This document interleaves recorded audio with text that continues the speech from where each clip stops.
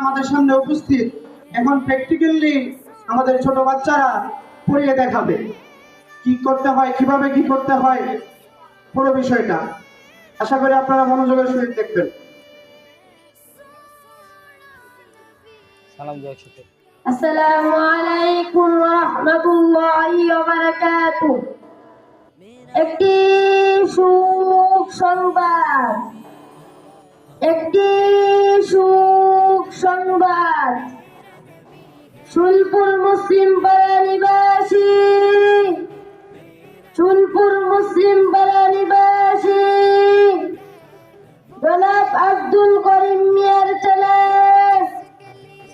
মোহাম্মদ আব্দুল জলিল মিয়া তার নিজ বাড়িতে ইন্তিকাল করিয়াছেন। ইন্না লিল্লাহি ওয়া ইন্না ইলাইহি রাজিউন।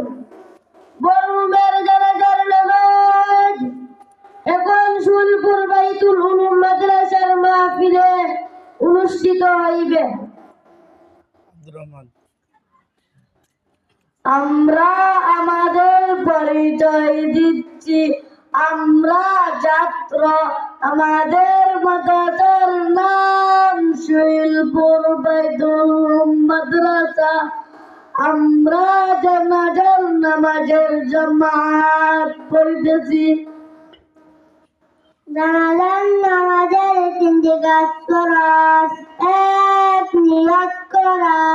দুই, চারবার আল্লাহু আকবার বলা। তিন, দাঁড়িয়ে জানাজার নামাজ পড়া।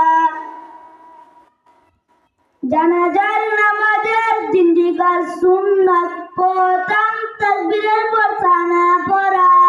দ্বিতীয়, তাকবীরের পর দুরূদ শরীফ পড়া। তৃতীয়, তাকবীরের পর মাইয়াতের জন্য দোয়া করা। জানাজার নামাজের শর্ত: মাইয়াত সামনে উপস্থিত থাকা। জানাজার নামাজের নিয়ত: আমি আল্লাহ পাকের জন্য। জানাজার ফরজে কিফায়ার নামাজ।